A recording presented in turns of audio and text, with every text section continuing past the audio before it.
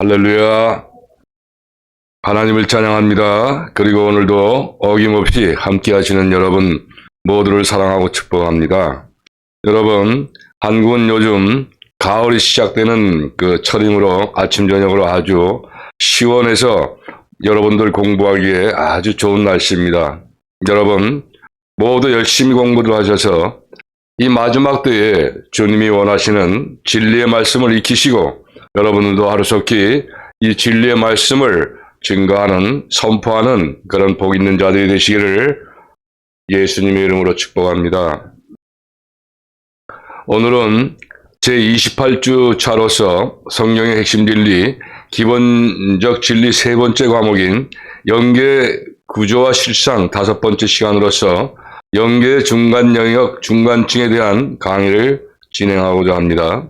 여러분, 우리가 지난 이 시간에서 영계의 구조와 실상을 공부할 때에 영계의 중간 영역을 또 무엇이라고도 불리운다고 공부를 했습니까, 여러분? 바로 하나님의 심판대가 있는 영역이라고 했죠.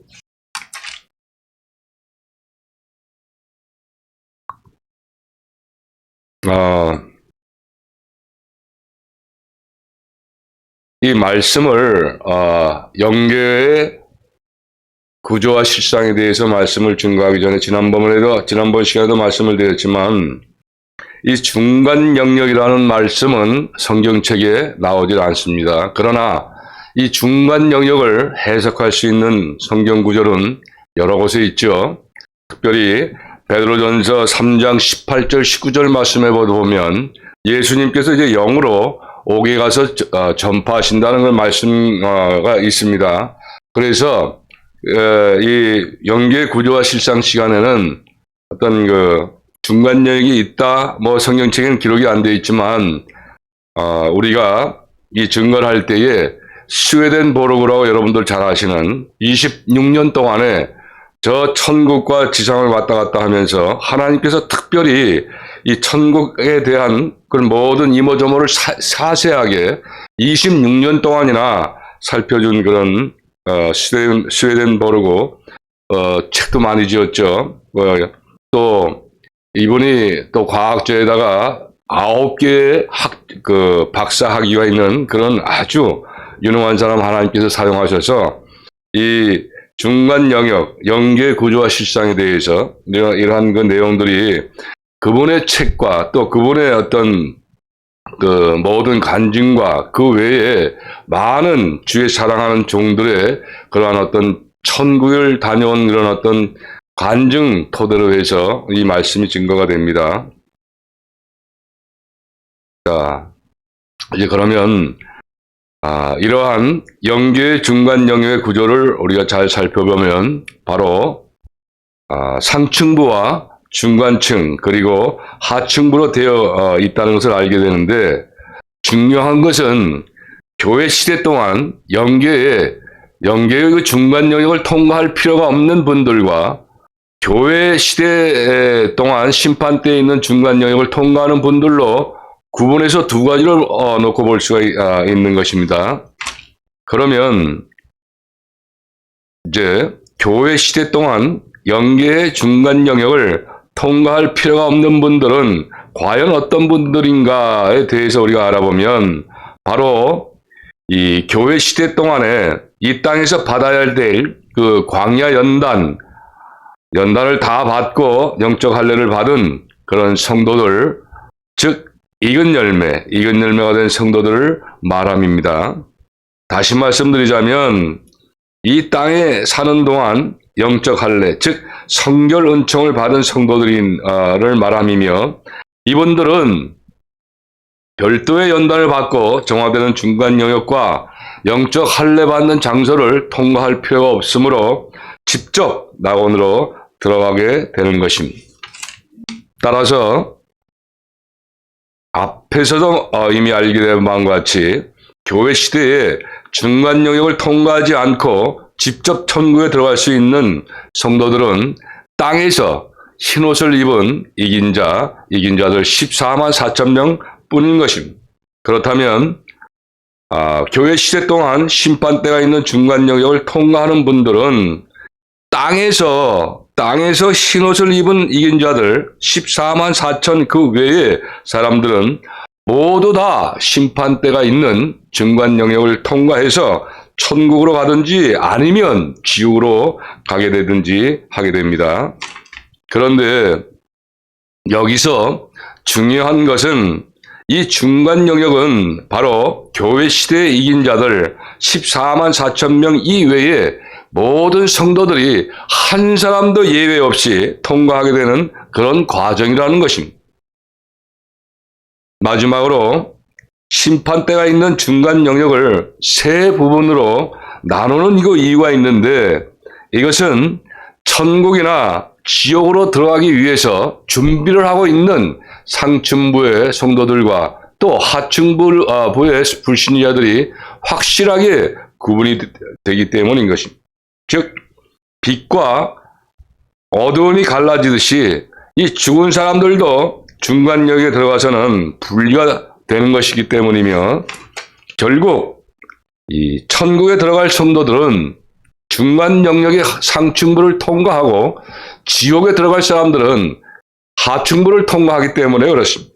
그리고 이제 그 영계의 중간 영역 중간층에 대한 개요를 정리합니다. 우리는 지금까지 영계의 중간 영역, 즉 심판대가 있는 영역의 구조와 교회 시대 동안 영계의 중간 영역을 통과할 필요가 없는 분들과, 그리고 교회 시대 동안 심판대가 있는 중간 영역을 통과하는 분들과 또 심판대가 있는 중간 영역을 모두 세 부분으로 나누는 그 이유에 대해서 우리가 살펴보았습니다. 자, 이제 중간 영역, 중간층 목차 중 그 사후 영혼의 처음 상태에 대해 우리가 살펴보게 되는데, 먼저 사후 영혼의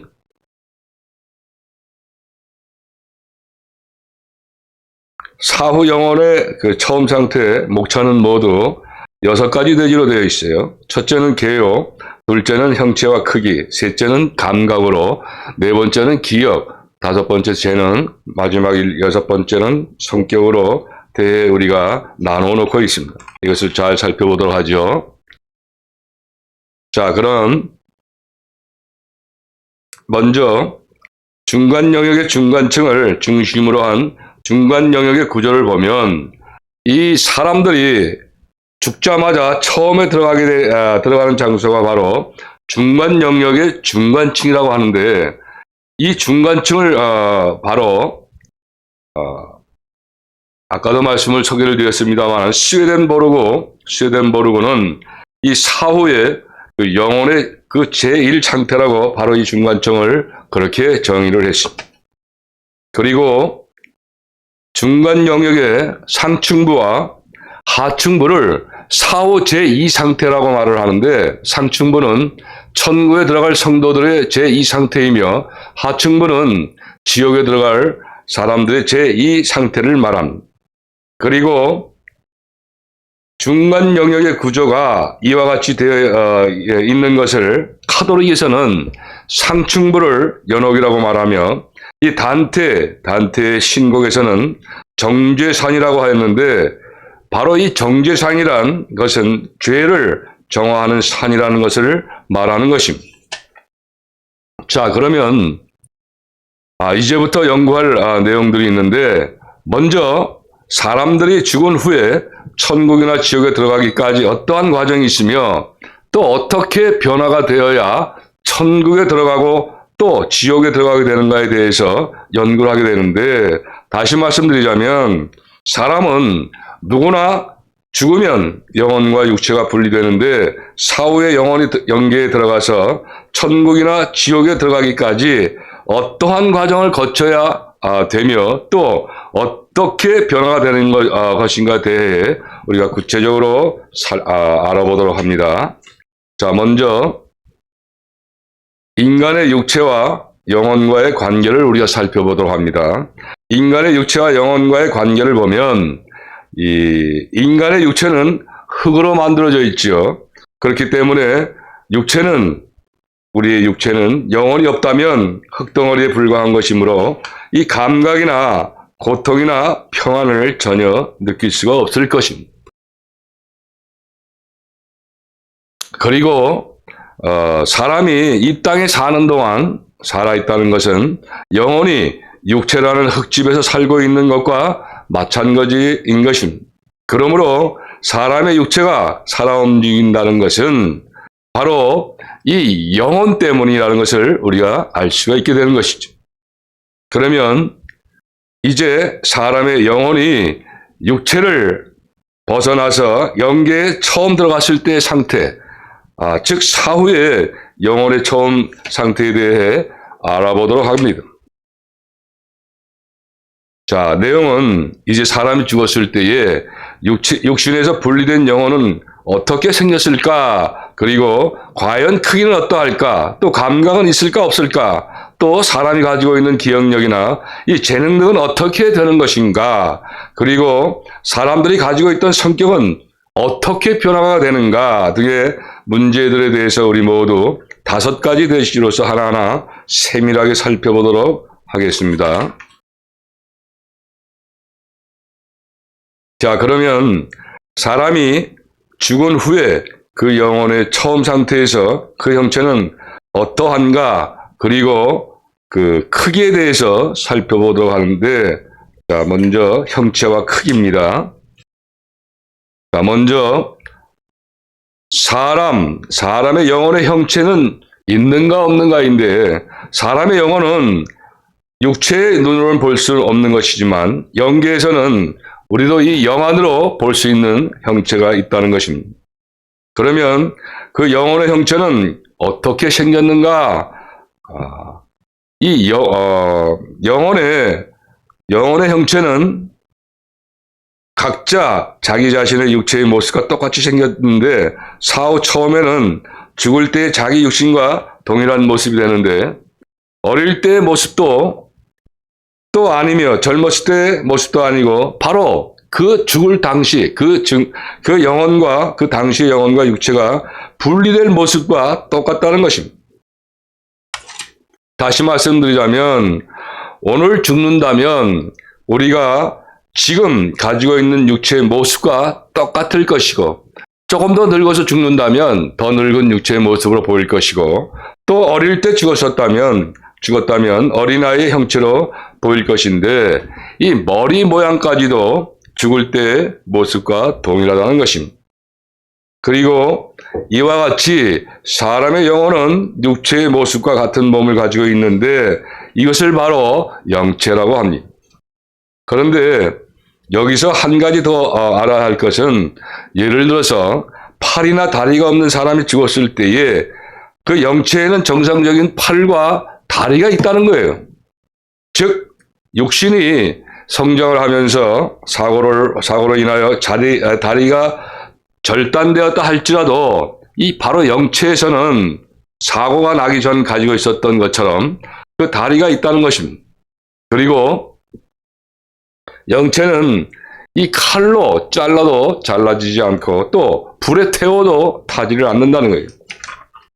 그리고 이제 영체의 그 크기를 보면 자신이 죽을 때의 크기와 똑같다는 것인데 예를 들어 어린아이가 죽으면 영체의 크기도 어린아이와 같다는 것인데 여기서 영체의 크기에 대한 것을 구체적으로 설명을 하자면 실제로 미국인이 더 큰 것 같죠. 우리 한국 사람보다 서양인이 더 많이 크죠.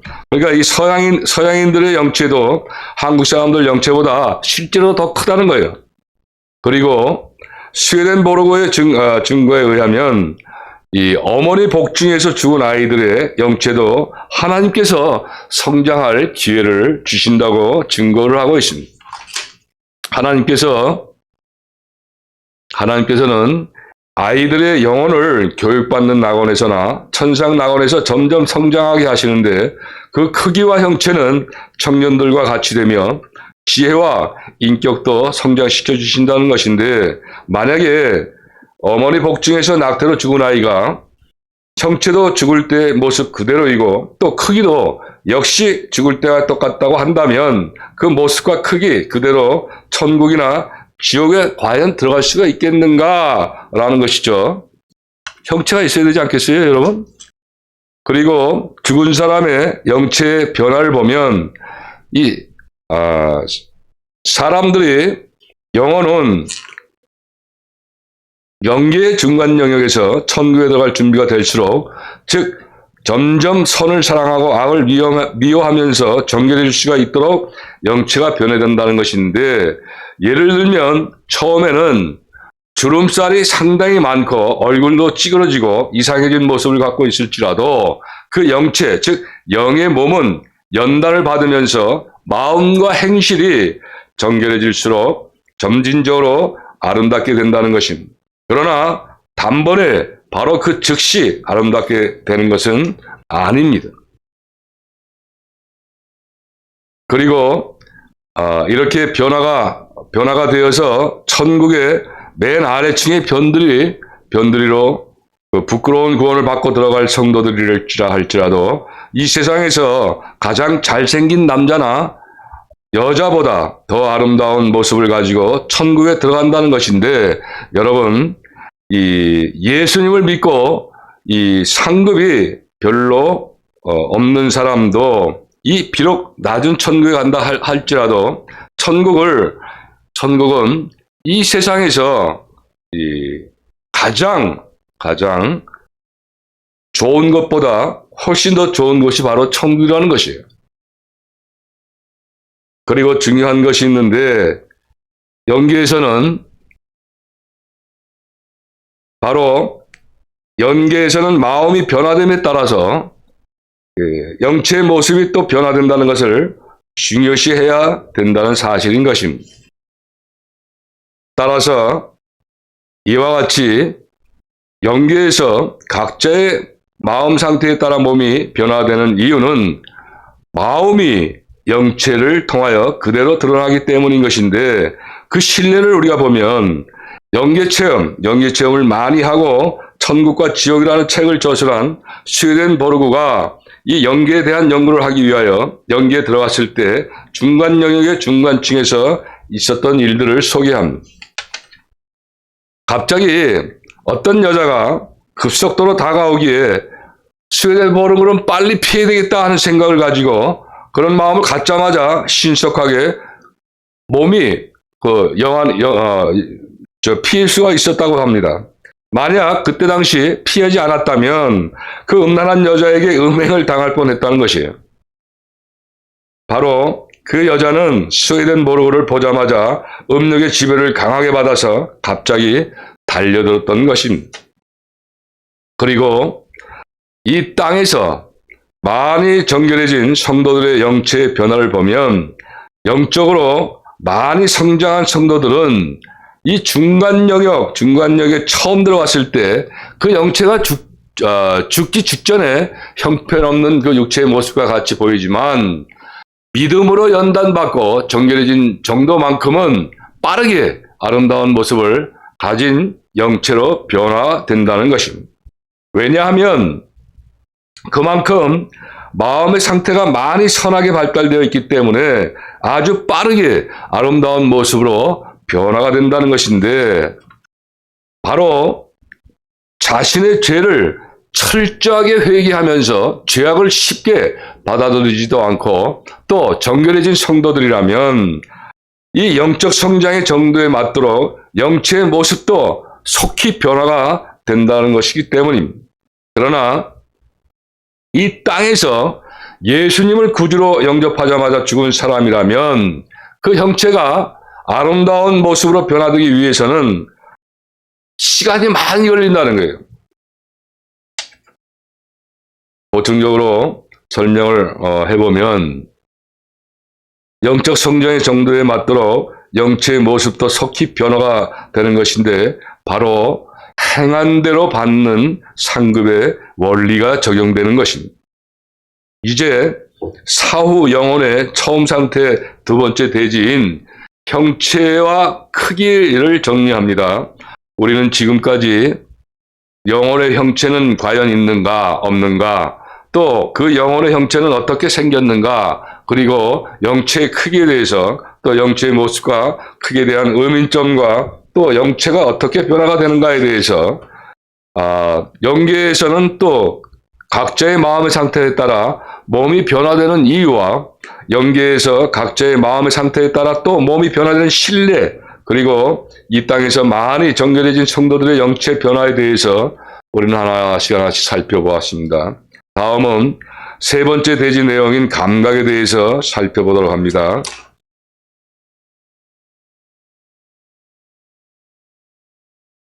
사람의 감각은 모두 5가지로서 사람이 가지고 있는 것들 중에서 아주 중요한 것인데, 사물을 눈으로 볼 수 있는 그 시각이 있죠. 그리고 소리를 귀로 들을 수 있는 청각과 이 맛을 아는 미각과 냄새를 맡는 후각이 있어요. 모두 5가지죠. 이것을 피부로 느끼는 촉각도 있습니다. 그러니까 감각이 5가지인데 시각과 청각과 미각과 후각과 촉각이 있다는 거예요. 그런데 여기서 우리가 의문점이 있어요. 이와 같은 감각들은 사람들이 죽을 때 그 육체와 함께 땅속에 묻혀버리는 건 아닌가, 아니면 영혼과 함께 영계로 또 가져가는 것인가라는 것을 우리가 의문점을 생각할 수가 있는데, 이러한 이 질문에 대한 해답은 바로 감각들이 영체에 속한 것이므로 영계에 가지고 들어간다는 거예요. 그렇기 때문에 이 영체가 빠져나가면 육체는 전혀 아무 감각도 느끼지 못하는 것임을 우리가 알 수가 있는데, 누가복음 16장에 나오는 부자와 나사로에 대한 그 말씀을 보면, 부자가 음부에서 고통을 받으며 괴로워하는 것은 바로 감각이 있기 때문에 괴로워하는 것이죠. 그러므로 사람은 감각을 가지고 천국이나 지옥에 들어가 기쁨과 행복을 누리거나 반대로 고통을 느끼게 되는 것이므로, 더욱 천국에 들어가는 성도들의 시각이나 청각은 더욱 발달해서 이 세상에 있을 때와 비교도 안 될 만큼 아주 훌륭한 기능을 가지고 영원히 살게 됩니다. 또한 상급이 많을수록 더욱더 기능이 발달하게 되는데, 다시 말씀드리자면 1층천 성도들보다는 2층천 성도들이, 그리고 2층천 성도들보다는 3층천 성도들의 시각과 청각이 훨씬 더 발달하여서 마치 세상에서 먼 것을 망원경으로 볼 때에 도수가 높을수록 더욱 정확하게 볼 수 있는 것과 같이 더욱더 정확하게 보고 들을 수가 있게 되어 있다는 거예요. 그러나 반대로 천국에서는 필요 없는 감각도 있게 되는데, 바로 천국에 들어가기 전에 태화되어서 없어져 버린다는 것을 우리가 알아야 합니다. 예를 들면 성적 쾌락을 즐기게 하던 성적 감각,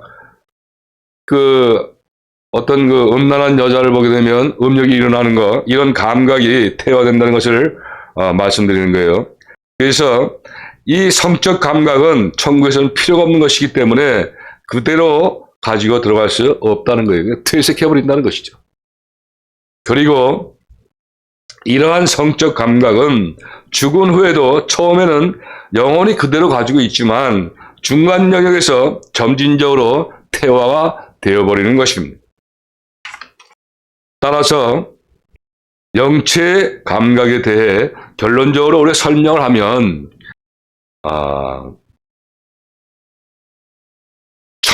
천국에서 필요한 감각은 더 발달하게 되고 더 좋은 기능을 가지게 되며, 반대로 천국에서 필요 없는 것들은 아까 성적 감각이나 이런 것이 태화된다고 했죠. 그런 것들을 태화된다는 것인데, 좀 더 자세히 말씀을 드리자면 천국에서는 필요한 감각들은 중간 영역을 통과하면서 점점 마음과 행실이 정결해짐에 따라 점진적으로 좋아지고 발달하게 되며, 반대로 불필요한 감각들은 자동적으로 퇴화가 되어버리는 것입니다. 끝으로 오늘 세 번째 대지의 내용인 감각을 정리하면 우리는 지금까지 사람의 감각과 또 사람의 감각에 대한 의문점, 그리고 의문점에 대한 해답과 천국에 들어가는 성도들의 시각이나 청각, 또 천국에서 필요 없는 감각이나 영체의 감각에 대해서 우리가 결론적으로 설명에 대한 살펴보았습니다. 다음은 네 번째 대지 내용인 사후 영혼의 처음 상태 중에서 기억에 대해서 공부를 하도록 합니다. 기억입니다. 먼저 사람들이 죽은 후에 영혼의 처음 상태인 그 영체의 기억을 보면 사람에게는 기억력이 있는데 이것도 역시 영계로 가지고 들어가게 됩니다. 그러므로 심판대에서는 바로 각자가 자범죄 전부를 예수님 앞에 고백하게 되는 거예요. 기억이 있어야 자범죄를 고백하는 거 아니겠습니까? 그래서 각자가 행한 대로 심판을 받게 되는 것이죠. 또한 어렸을 때 있었던 일들이나 어떤 책을 읽고 감동받은 일 등 모든 것들이 자동적으로 기억하게 되며 땅에서 사용하던 기억력을 그대로 영계에 가지고 들어가서 영원토록 사용하게 되는 것입니다. 그리고 천국으로 들어가는 성도들의 경우에는 천국에서 필요한 것만 가지고 들어가게 되며 또 천국에서 필요 없는 기억들은 퇴화되어 버리게 되는데 지옥에 들어가는 사람들의 경우에는 지옥에서 필요한 악한 기억들이 더욱더 발달되고 또 지옥에서 필요 없는 기억들, 예를 들어서 어떤 선한 생각이나 선했던 기억들 이런 것들은 퇴화가 되어버리는데 이 기억은 그 내용이 간단해서 바로 마치게 됩니다. 다음은 다섯 번째 대지로 재능에 대해서 공부를 합니다. 재능은 사람이 이 땅에 살면서 가지고 있는 것들 중에 아주 중요한 것이죠. 중요한 것인데 이것을 다른 말로는 그 재주라고 얘기하죠. 재주. 그런데 어떤 사람은 그림을 잘 그리고 또 어떤 사람은 운동을 잘하고 또 어떤 사람은 바둑을 잘 두고 어떤 사람은 노래를 잘하거나 피아노를 잘 치고 어떤 사람은 목소리나 주방일을 잘하는 재능을 가지고 있습니다. 너나 할 것 없이 다 재능을 가지고 있죠. 그런데 여기서 의문점이 또 있어요. 이렇게 사람마다 다양한 재능을 가지고 있는데 이 재능도 육체와 함께 땅속에 묻힐 것인가 아니면 영혼과 함께 영계로 가지고 들어가게 될 것인가 라는 것이 바로 의문이 되는데 사람이 이 영체의 재능을 보면 사람이 죽으면 육신은 땅에 묻히고 영혼은 영계로 들어간다고 하였는데 바로 이 재능도 그대로 가지고 들어가게 된다는 것이에요. 그러나 사후 영혼들이 중간 영역으로 가지고 들어간 재능들 중에서 성도들의 경우는 천국에서 필요한 재능만 가지고 천국에 들어가며 예를 들어서 축구를 잘하거나 배구를 잘하거나 바둑이나 도박 등을 잘하는 천국에서 필요 없는 재능들은 이 중간 영역을 통과할 때 퇴화되어 버린다는 거예요. 그러니까 천국에서는 축구 잘하는 거 별로 필요가 없죠. 운동 잘하는 거나 바둑을 잘 둔다는 거나 이런 것이 전혀 필요가 없는 것입니다. 그렇기 때문에 당연히 퇴화가 되어야 되겠죠. 그리고 천국에는 다른 사람들과 경쟁하여 이기려고 하는 마음이나 그런 행실은 전혀 없고 오직 사랑과 겸손과 온유한 마음과 행실로 사는 것이기 때문에 다른 사람들과 경쟁할 때 사용되어지는 재능 같은 것들은 절대로 가지고 들어갈 수가 없게 되는데 바로 이러한 재능들은 중간 영역에서 연단받는 과정에서 모두가 퇴화되어 버리기 때문에 그렇습니다. 그래서 우리가 연단이 그렇게 중요하다는 거예요. 그러나 설교를 잘하는 재능이나 또 찬양을 잘 드리는 그런 어떤 재능이나 천국에서 필요한 재능들은 더욱더 발달되게 되고 천국에 가지고 들어가서 영원토록 하나님을 영화롭게 하며 봉사하게 되는 것이지만, 죄성과 이 정욕의 도구로 사용되었던 그 재능들은 천국에 들어가기 전에 모두 다 연단되어 퇴화되어 버리는 것입니다.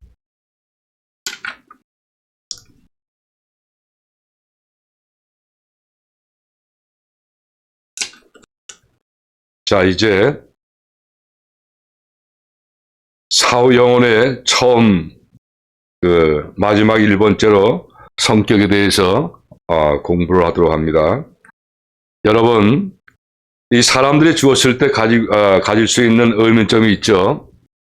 바로 육체를 떠나서 영계로 들어가게 되는 그 영혼은 이 땅에서 가지고 있던 성격을 그대로 가지고 들어갈 것인가, 아니면 성격이 변화되어 들어갈 것인가 하는 것을 우리가 의문할 수가 있는데, 그러면 이러한 질문에 대한 해답은 바로 어떠한 것인가? 먼저 이 땅에서 다른 사람들을 쉽게 미워하고 성내기를 잘하고 또 비방하기를 좋아하고 불평불만을 잘 나타내는 성격 등은 가지고 있었다면 죽어서도 그대로 가지고 들어간다는 것인데, 여기서 또 다른 의문점들은, 그렇다면 과연 천국에 들어간 성도들도 혈기를 낼 수 있고 또 교만을 부릴 수 있으며 음란한 행실을 나타낼 수 있겠는가? 그리고 지옥에 들어가는 들어가는 사람들의 성격은 어떻게 될 것인가? 라는 것입니다. 그러면 이러한 질문에 대한 해답은 어떠한 것인가? 이 성도들은 죄성과 정욕의 지배를 받는 마음과 행실을 이 중간 영역에서 정결케 된 후 천국에 들어가게 되며, 이 지옥에 들어가는 영혼들은 더욱더 악으로 익은 상태가 되어야 들어가게 된다는 것입니다. 이러한 성격을 정리를 하면, 우리는 지금까지 이 성격에 대한 의문점과 의문점에 대한 해답, 그리고 또 다른 의문점들과 이에 대한 해답에 대해서 살펴보았습니다. 자, 이제 첫 번째 내용인 사후 영혼의 처음 상태를 정리하면, 우리는 지금까지 개요와 형체와 크기, 그리고 감각, 기억, 재능과 성격에 대해서 우리가 하나씩 살펴보았고, 다음은 두 번째로 중간 영역, 중간층의 실제에 대하여 살펴보도록 합니다. 자, 오늘 강의 마지막으로 중간 영역의 중간층의 이 실제에 대해 공부합니다. 두 가지, 중간층의 실제. 자, 우선 중간 영역, 중간층의 실체를 보면, 앞에서 설명한 바와 같이 사람들은 죽는 순간 영혼과 육체로 분리가 되는데, 영혼이 떠난 육신은 땅에 묻히지만 이 영혼 불변하는 영혼은 영계로 들어가게 되는데, 다시 말씀을 드리자면 죽은 사람들의 영혼은 모두 다 처음에는 중간 영역의 중간층으로 들어가게 된다는 것입니다. 그런데 이 중간층은 신자나 불신자가 모두 들어가는 곳인데, 그 환경이나 장소는 매우 다양합니다. 그렇기 때문에 간단히 설명할 수는 없지만, 이 세상의 모든 환경과 비슷한 환경들이 중간층에 있다는 것인데, 여기서 중간 영역의 중간층에 들어간 영혼들이 머무는 기간에 대해 대략 살펴보면, 누구든지 이 머무는 기간이 아무리 오래 걸릴지라도 1년 이상은 걸리지 않는다는 것인데, 여기서 1년이란 말은 이 세상에서 말하는 1년 정도의 시간을 말하지만, 그러나 영계에서는 시간의 흐름을 느끼지 못하는 가운데 살게 되는 것을 알아야 하는데,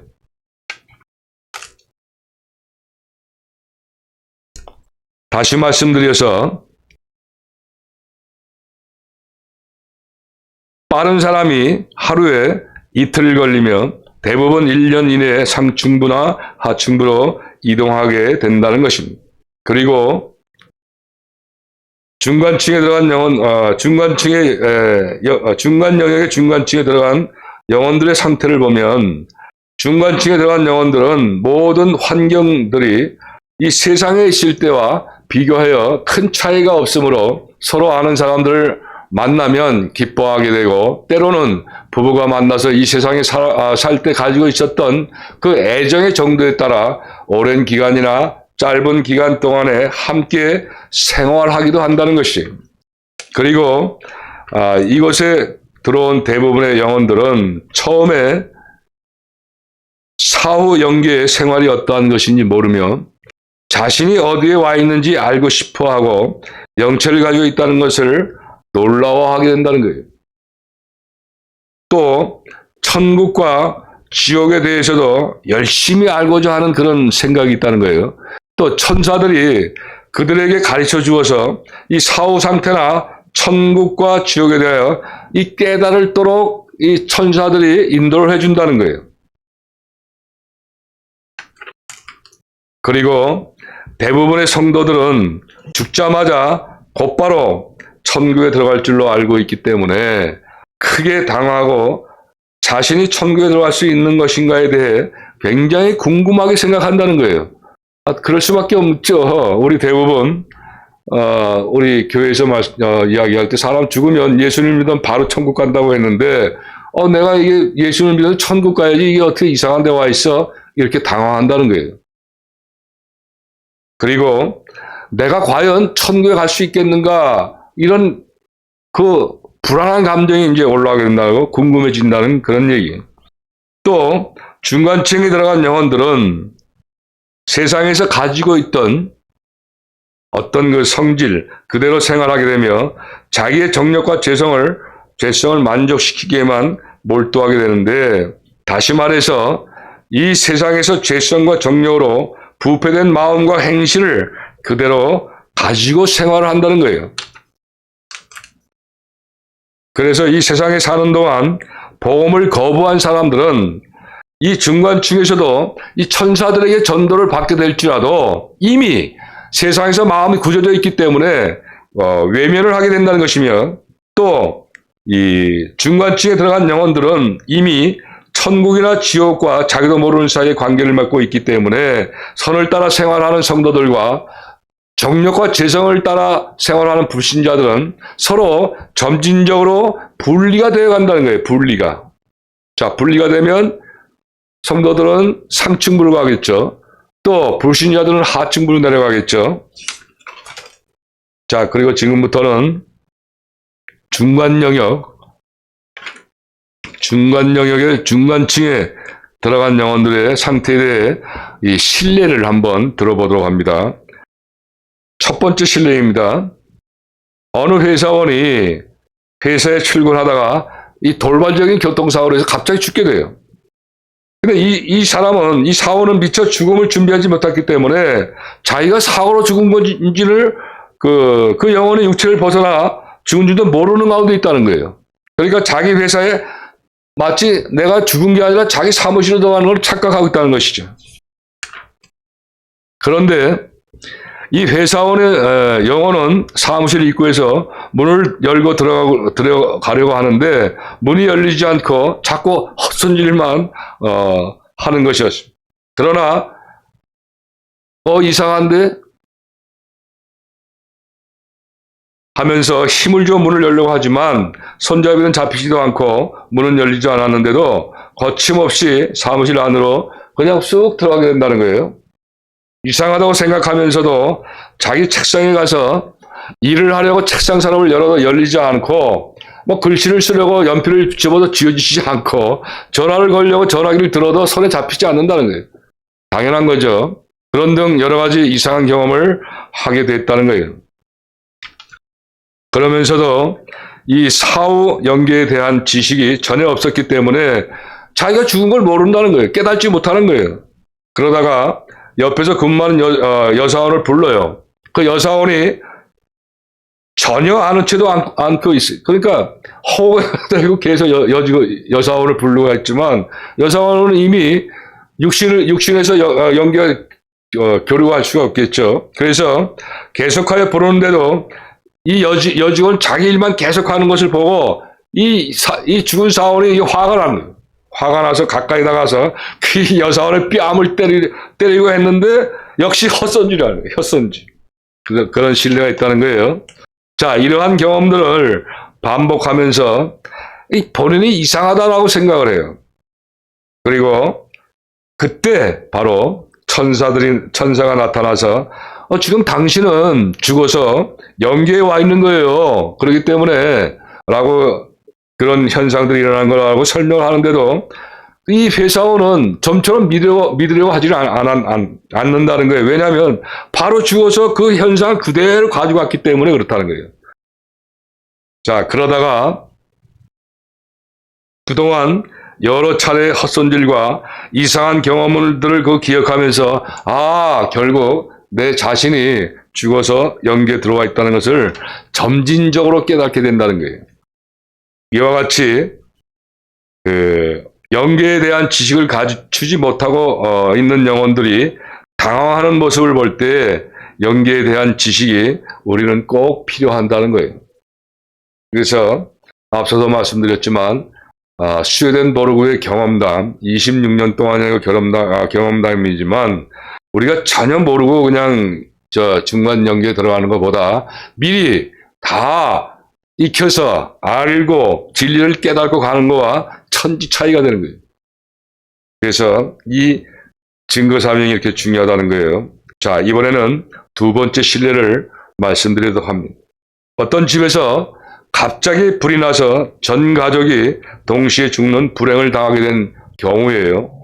자, 이때 전 가족들은 영혼들은 이제 죽었으니까 중간층에 가겠죠. 제일 먼저 중간층에 들어가니까.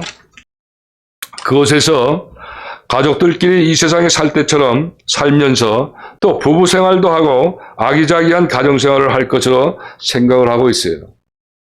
자신들이 죽은 걸 생각을 못하는 것이죠. 그러나 그것은 이 세상과 같은 국법이나 경찰 혹은 풍습 같은 것에 통제를 받는 것이 아니기 때문에 차츰차츰 각자가 가지고 있는 성질과 순간순간 내키는 마음대로 생활을 하게 된다는 거예요. 그래서 가족들 중에서 악을 좋아하는 사람은 점점 악한 생활을 하게 되고 또 반대로 선량한 마음을 가진 가족들은 점점 더 선한 생활을 하게 된다는 거예요. 따라서 중간 영역의 중간층에 들어간 영혼들이 서로 분리되는 이유를 분석해보면 먼저 이상과 같은 예화들을 분석해볼 때에 이 중간 영역 중간층에 있는 영혼들은 육체를 가지고 있지 않고 또 누가 통제하지도 않기 때문에 이 체면도 차라리 차리지 않게 되고 양심의 가책이 있어도 그냥 무시해버리고 자신의 성질대로 자유롭게 지내기 때문이라는 것을 우리가 또 알 수가 있게 되죠.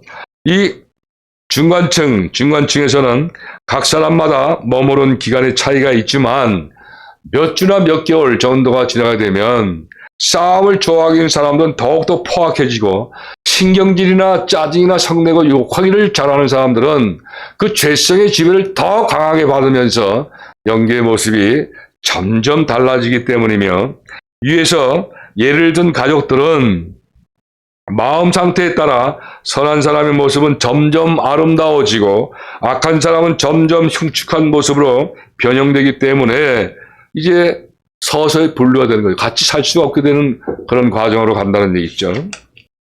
그래서 가족들 중에서도 천국에 들어갈 사람들과 반대로 지옥에 들어갈 사람들이 자연적으로 서로 멀어지고 분리가 되는 것을 우리가 알게 되면 또 악한 생활 때문에 흉측해진 영혼들은 자신의 모습을 감추기 위해서 자꾸만 어두운 곳으로 내려가게 되고 반대로 선을 좋아하는 사람들은 자꾸만 선을 추구하게 되면서 더 밝은 빛으로 나가게 되는 그렇게 분류가 된다는 거예요. 그렇기 때문입니다.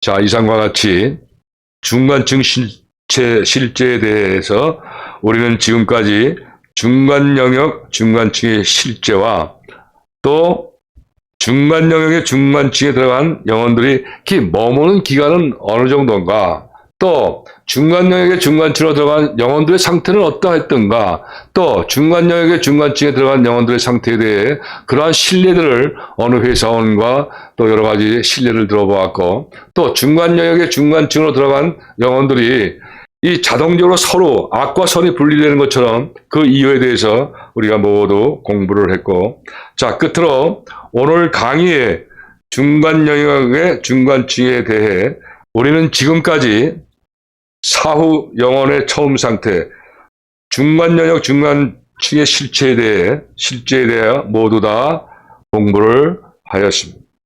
모두를 수고들 하셨습니다. 그럼 다음 시간은 영광스러운 교회 담임 목사님께서 요한계시록 강의를 하게 됩니다.